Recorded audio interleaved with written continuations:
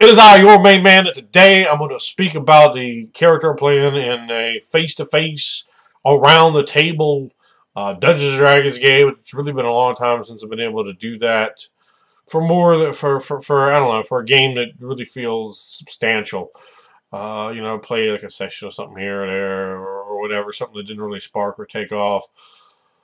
So being able to do that in person is really great. There's so many details and elements lost when you're playing over the computer, and I love playing over the computer. No way am I knocking or bashing that because I think that's absolutely wonderful. Getting to play all these great games, with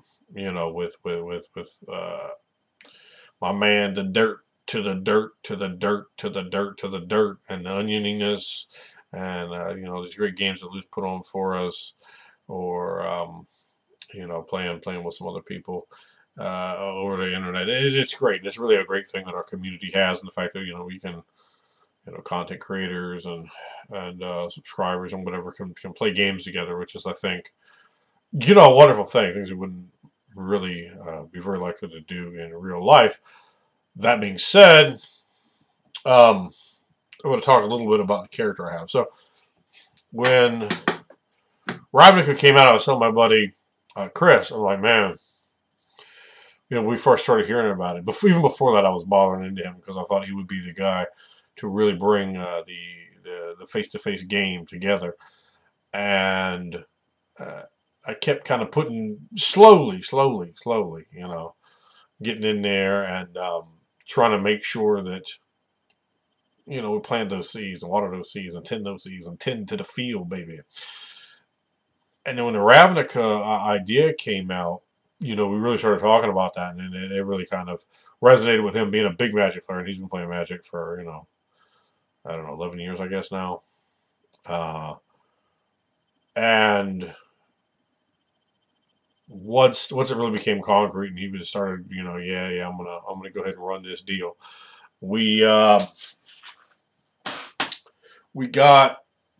before we even got the books, we're talking about, the stuff. So I looking at my favorite race, and everyone out there knows what that is. I'm quite sure.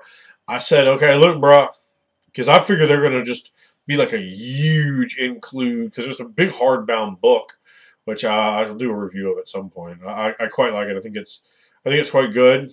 It has some problems though, like particularly with the art, because they have artwork that it pertains to things that haven't happened yet, and that are happening like currently in the card game, like in this, So Guilds of Ravnica cards artwork, a lot of that's recycled, and that this hasn't happened yet. The Guilds of Ravnica stuff has not happened in the book yet. They're like sets behind in terms of we're looking at in Ravnica. So that's a bit of a bit of a problem for using that artwork. Like if Vraska is not around and we picture Vraska there, it leads someone to flipping through that thing, and we're playing in the time period of Vraska. So it is anachronistic to the fantasy timeline that they set up, which, while that might seem like being a stickler, is it is a bad point. But anyway, that's non-tangential to the discussion of my character. So I told him right off the bat I played an ogre.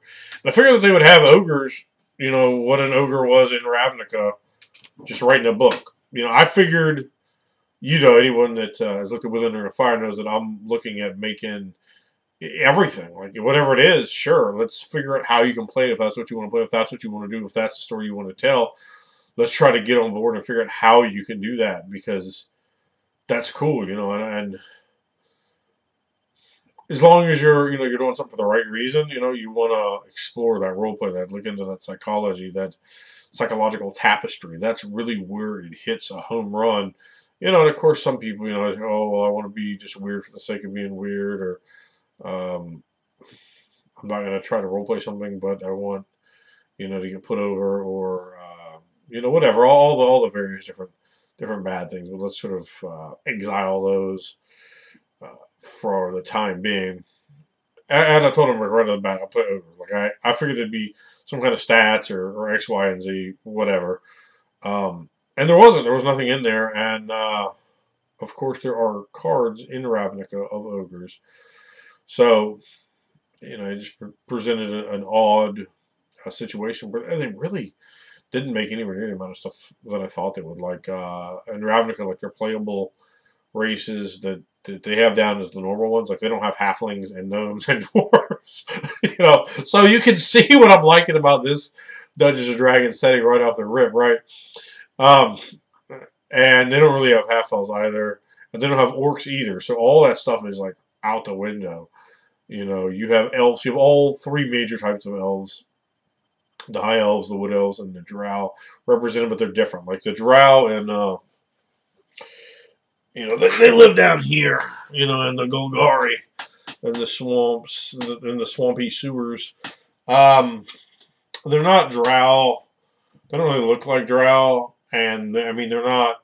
They're not drow, but I mean they're dark elves. So that's the baseline statistic block they use. They're the representative in that world of dark elves. They have nothing, significant in relation. They're not purple. They're not black. They don't have white hair. They don't have weird little mustaches. They're just another kind of pale or green. Some of them are green from looking at the cards. And they're sort of the backbone of the Golgari. And really, pretty quickly, I figured I wanted to be Golgari, like right off, almost off the bat. Like when I'm thinking ogre, I'm kind of bouncing around in the different guilds. I think Demir, you need to be really careful. Whenever you have a game and you have someone playing an assassin, you always really want to be careful with that. Not that all Demir assassins are spies and so forth, but having that close connection to those sort of things. It can often be a license to, oh, well, I'm mad at you now, or I don't like your character, for legitimate game reasons, so I'm going to go ahead and I'm going to whack that ass off. And you really don't want to do that. You don't want to take somebody else's character away from them unless you absolutely have to. As a player, that's not really the social contract of Dungeons & Dragons. There are games where the social contract is very different, so the playstyle is very different, and certain things are more expected and understood. But generally, when you go around just whacking people's characters out in the Dungeons & Dragons game, that does not lead to happy joys or the game necessarily even continuing after that point. I've seen that be the conclusion of many, many games. So it's in my interest as someone who wants the game to continue. To not want to see that, and that's certainly obviously not to be an offender of that line. That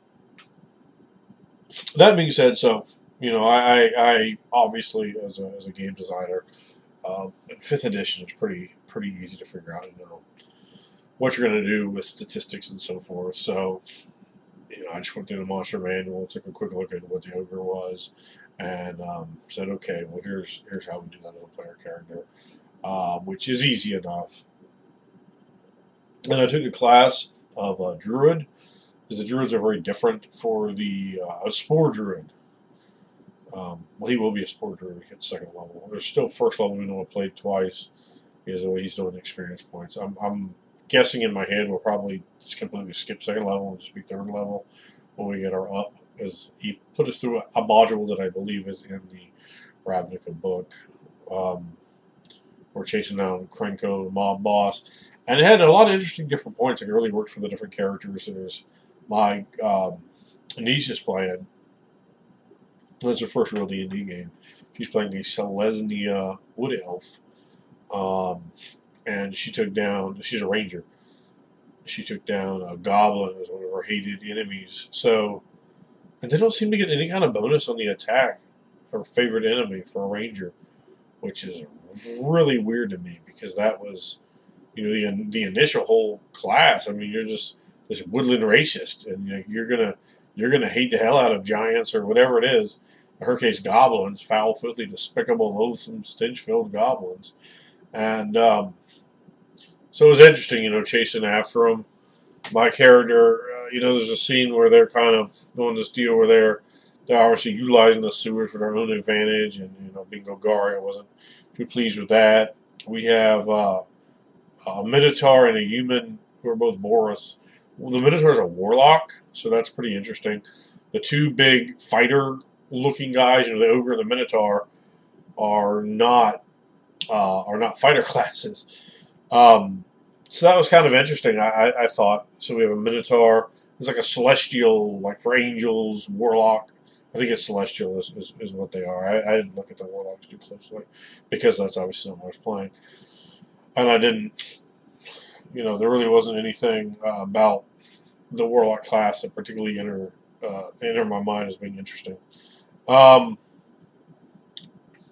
think I personally really like the Orzhov Guild as well, but as a character, I wasn't 100% sure, and I really wanted to kind of look at what that would look like as a character before I jumped in and started playing an Orzhov character in a group. I thought it might be a bit less excellent than a Golgari. My character is very much, he's true neutral. An alignment, old school druid. I don't think they even have true neutral for the edition, but I got it because fuck that. I do what I do. And and for the weapon, I got the staff sling, the excellent staff sling. So I got this big carved, just giant, just piece of lumber. You know what I'm saying? Just bringing a tree around with a man, if you will, and just waffling people with this gigantic staff. So that's pretty fun, and I got the sling on there, which I haven't even used that yet. But there will be much wrestling with a sling. That's right, you can use a sling to wrestle people, and it will happen. So I think that's going to be very interesting. Where we pick up next time in the game, we're about to have like a big fight. So they wanted. I was like pressing on, like, hey, let's just run this fight. Like it was just a hair after like 11, so I'm well awake. But people are like, oh, I don't know. Some people have been up real early. We have 6 players in the game. Well, let me just go through it and say exactly what I have. I have an ogre. Being an ogre, I made my highest stat strength. It only makes sense. I'm a fucking ogre. Even though I'm a druid, so I don't have like it. And I've long since said that make your highest stat not the stat that the book says should be your highest stat. So I think that's interesting. I do have a decent wisdom though, but it's a lot lower than my strength, many points lower. My lowest stat is dexterity because first of all I'm an ogre like that. I mean that makes a lot of sense to me that an ogre would be like it's fast. Because the long legs, the 40 move, just a little on the clumsy side compared to a person. Not clumsy, doofy, falling down, but he's just not. He doesn't have that quick reflex because he's so big. He doesn't have that spry movement. My dexterity is only 8, so I have an 18 strength and an 8 dexterity. So I liked how his stats came together. And when I told the game master, my lowest stat would be dex, she's like, what? You never heard anybody knowing that. But like I say, I like to play characters that have pronounced strengths and pronounced weaknesses, pronounced flaws, and very strong personalities that come across with voices and so forth. And we have a group with a couple of guys that have played a lot, and then some players that are a little newer. So, and we're definitely running a pretty strong in character style. I'm going to pull them just a little at a time, pulling them. That's how you want to, you to work someone into that immersive style, not just kind of dump it over their head, kind of slowly lead them into the pool. Don't, try to drown them right off the bat. And I think, I think it's going to get better and better because, like I said, we have some interesting things. So, I have a really cool picture. Maybe I'll put the picture on the front of the video so you can see the image and the dirt to the dirt to the dirt to the nasty.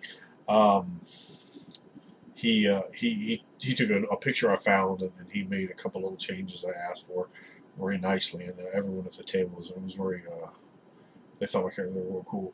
So I imagine my character as I always imagine everything as a TV show or a movie, right? So, what is your character? Like, is your character CGI? Is your character a person with like effects? Like, So I imagine my ogre is just like he's like a person, but he's like on a green screen, so he looks enormous. This guy's almost 10 foot tall, um, and so I imagine him on a green screen, and I imagine him with like a lot of makeup on. Like they had to really work this guy in the makeup chair to make him look non-human, but not like a CGI deal. Like where I'm guessing like the guy playing the Minotaur, this is something they've rendered with CGI and a voice actor portraying.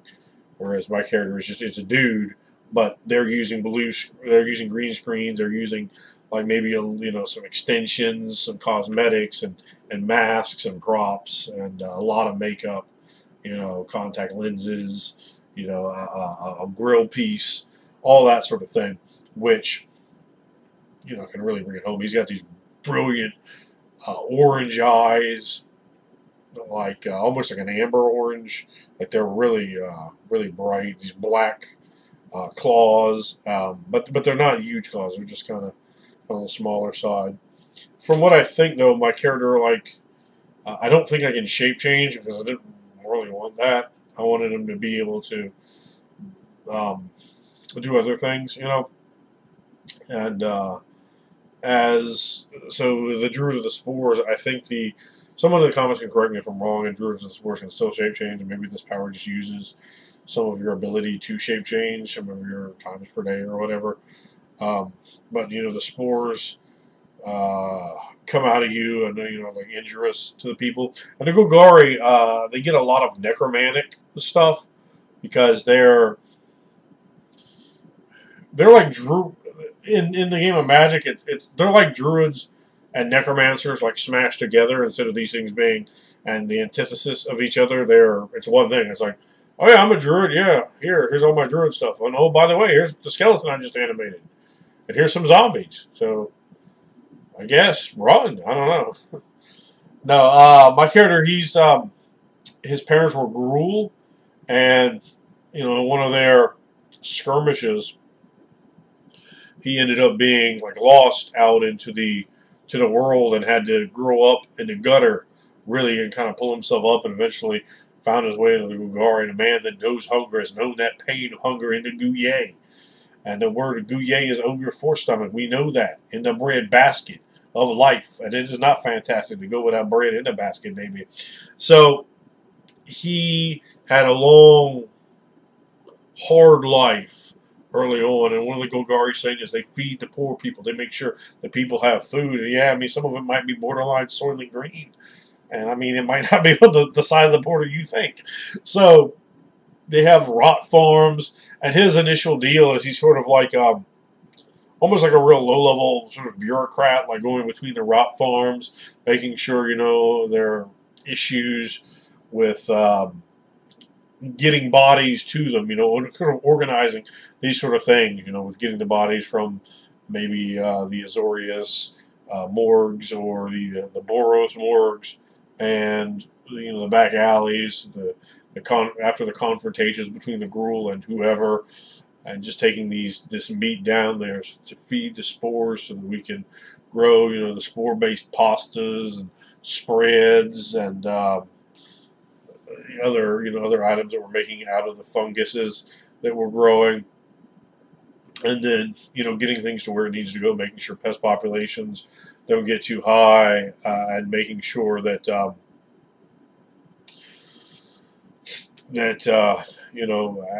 guessing we're going to have like a lot of people who like ranch rats for food, and beetles and spiders and these sort of things that grow to massive sizes in Ravnica.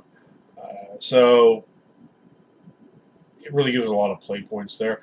Another great thing for the Golgari is they have an ability, like when they're in the sewers, like they can like lead a group like really safely, really fast, and my game master did a really good job of putting that over, which is really cool. and I'm really looking forward. We'll play Saturday. It's supposed to be our third Saturday that we'll play. It is Wednesday night now, about 8:30, and I'm looking forward to just whooping that ass on Wednesday. Um, that little goblin is going to get beat down, maybe press slam, maybe it'll be a big elbow drop. I mean, it is not documented. Oh, I had a fantastic scene there too because my character, like he's has a lot of empathy towards people who are poor. He carries food around the hill. He'll just offer food. Big rolls of bread and pastas and things like that. Cheap food that he can get to the people. When I'm talking to the different homeless people there and so forth, I'm trying to make sure that they're okay, that they have some kind of dignity and quality to their life. But at the same time, being Golgari, the Golgari is really mixed, and they did that really well, I think, to make them like they have some very redeemable traits. They're really, in some ways, kind of unquestionably good guys, right? Because if you're like, hey, for nothing, here, homeless person that's starving to death, here's food. And oh yeah, oh you're blind now. Let me go ahead and cure that for you. That's a good dude. But also, hey, now we're going to use chemical warfare. Fuck with us, will you? Come down in our sewer, Leozorius. How about chemical warfare? How about that? Or not chemical, but how about biological warfare? How about we spread some diseases? How about we cull the population, get some more bodies down there? I know people are dying. So they have the best understanding of the cycle of life and death, and it really presents a druid that's quite different, and that really attracted me to them as well. Something I really like, just playing Golgari colors and magic is something that comes through the the the birth and death, the life and the undead, the full spectrum of both the natural and the unnatural cycle, and of course the entropy of it, which is very interesting, and being able to portray that in the game is neat. So I've really enjoyed that so far.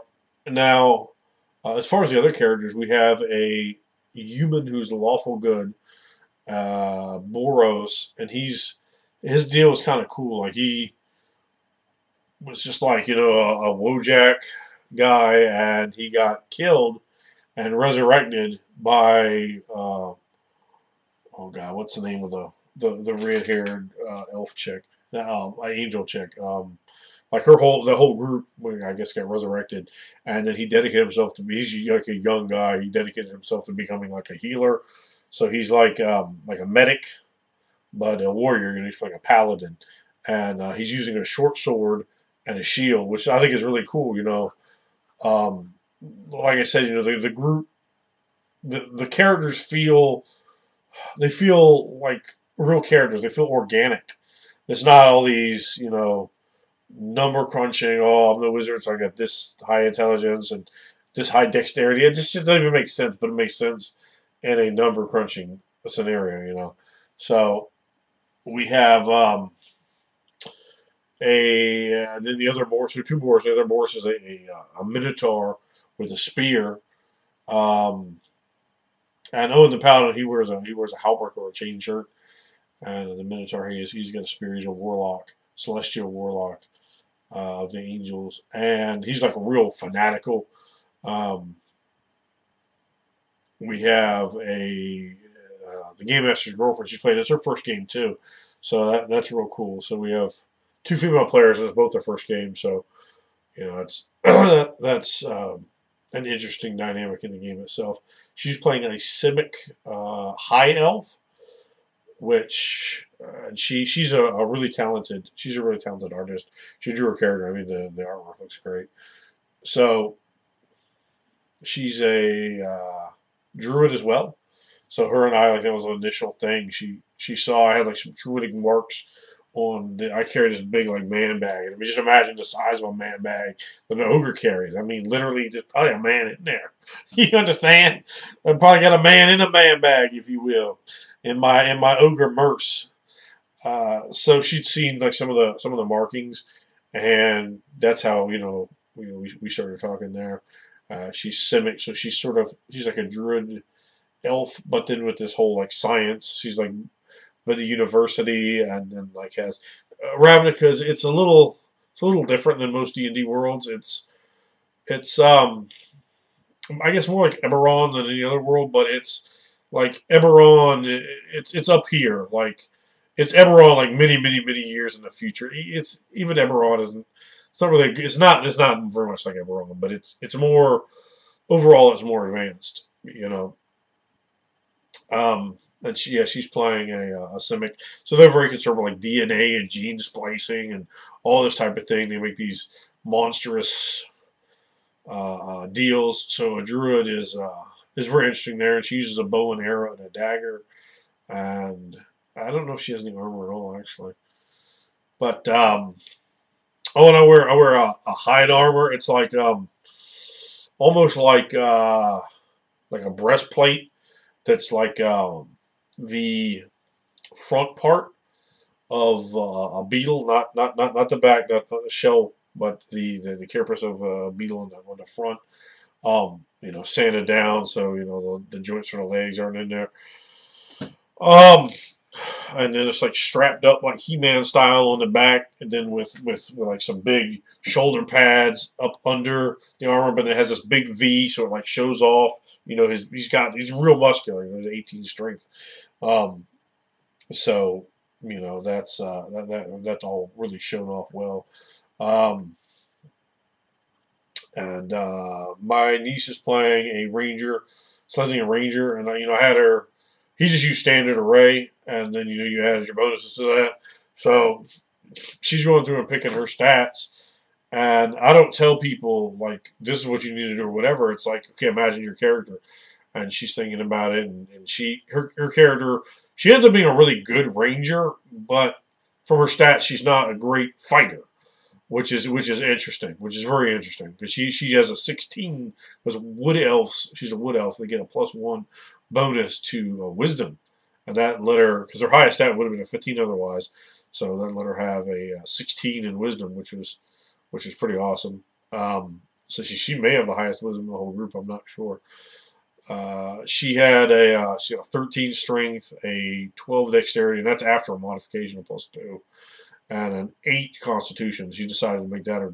Everybody has an 8, so she decided to make con her dump stat, which is great because that really resembles an old classic elf. A low constitution, a decent dexterity, and wood elves were always kind of portrayed as strong. And AD&D second edition, they got a +1 bonus of strength, so her having a 13 strength, it definitely makes a little bit of sense there.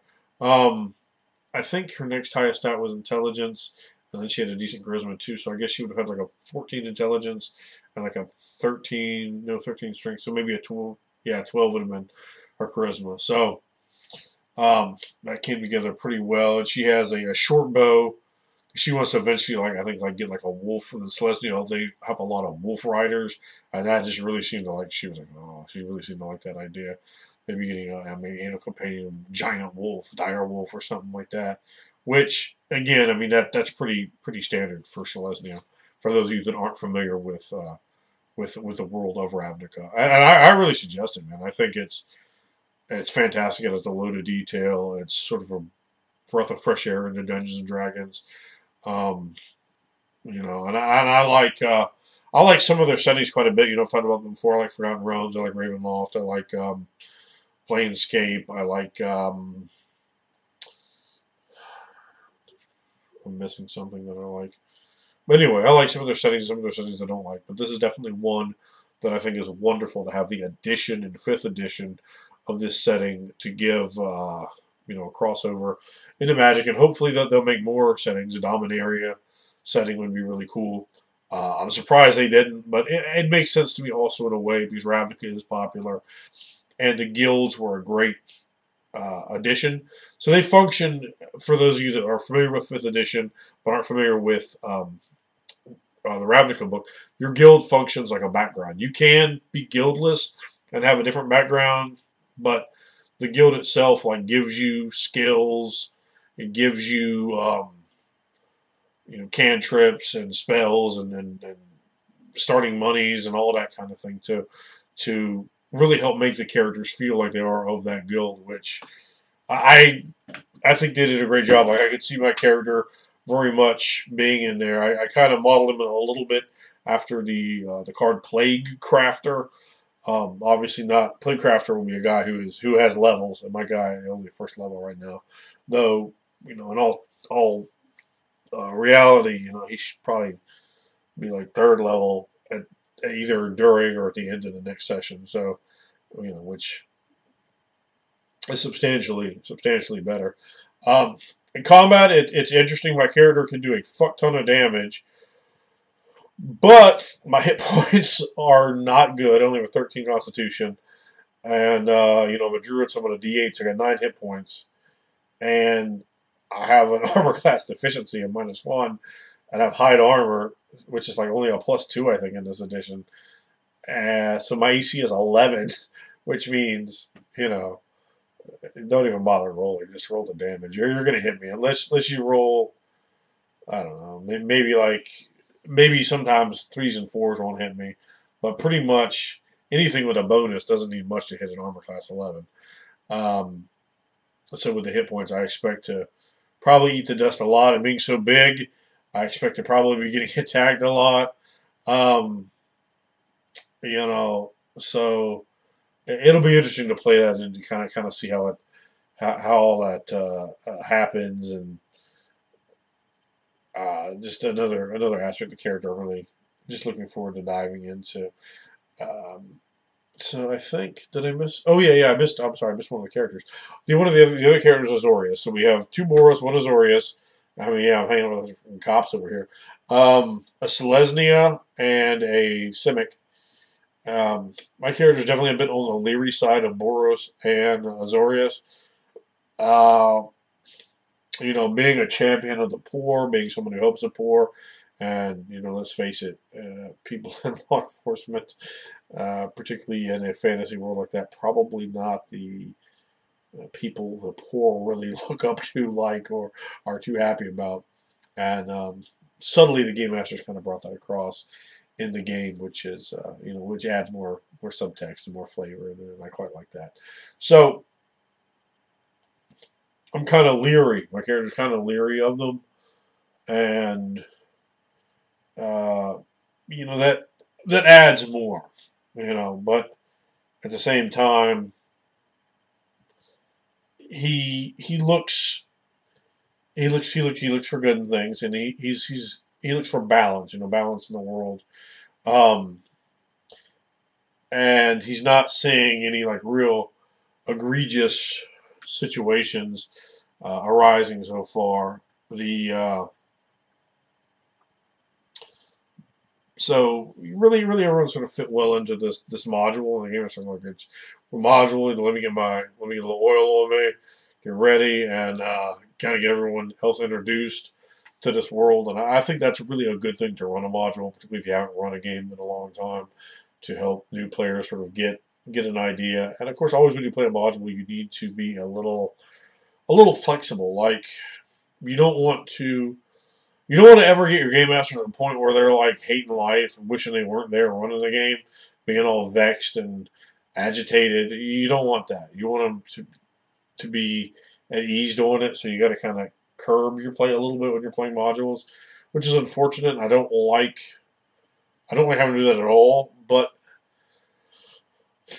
the worst thing you can do after a lot of massive, ridiculous, absurd amounts of consideration as a player is get your game master to a state where they're all fucked and they're not hating life and they're not wanting to play the game and run the game. So you want to have everything kind of under that. You want to make sure your idea is to entertain the game master. Then after that, and it isn't after that. It's not as equal. These are not equal parts. Under that, entertaining the other player. You want them to enjoy you at the table, to enjoy your character, to enjoy your contributions, to try to hook you into things and conversely hook them into stuff. So, you're doing more things. You're having, entertaining role playing, dynamic possibilities, and seeing this group it's interesting. And I think in person, I think it's the first group that I've had this large an age group. I'm 41 now. I know I'm 102, but I'm 41. And the oldest player, the Game Master's oldest player, and I've known this guy for like 10 years, but he's 29, and the players go all the way down to 19. 19 is the cutoff. There's a 19-year-old and a 20-year-old, and I think most of the other people are around. Most of the other people are in their late 20s, but again, that's from me to the next highest is a 12-year age difference. So that's again just something that I don't want to say notice in terms of it matters at all. It doesn't seem to matter at all to anyone else. It doesn't matter to me, but just as a point of interest here to the viewing audience. So that's really why I mentioned that. My niece, her character, using a coat patch. I definitely mentioned to her, like, wow, you're basically just made a frame here. This will help. That's using a coat patch, and so it's kind of interesting. The what is the other? Yeah, the Azorius guy. I don't know what class he is. He seems kind of like he might be a wizard. I know he's real weak. He has like a low. I think his strength was his dump stat. I'm trying to think what kind of weapon he was using. He has a rapier, and in his offhand he had like a dagger. He has a familiar. I don't know if that's an Azorius thing. I'm not sure if he's a bard, but he doesn't seem to be bardy. And I'm not sure if he's a wizard, because I mean the weapons he has. So I'm kind of thinking he might be some sort of bard or maybe cleric that has some kind of wizardy stuff. So I'm not exactly sure. I know he knows. I think he knows 5th edition better than anyone else. I think he's pulled some things from other books, and which is fine, of course. But I think that's where he is. So I'm not, and I try not to acquire information on people's characters, and people will make mention of something, or someone might make mention of some statistic on someone else's character sheet, or you may accidentally notice something. But I really try to keep all that in the suspense for as long as possible, because it's just more stuff to be revealed, more stuff to titillate and interest you that your game master really has doesn't have to author, doesn't have to create. So, you're just kind of jacking yourself by taking that away from you. All right, well, that is my character, Vakrael,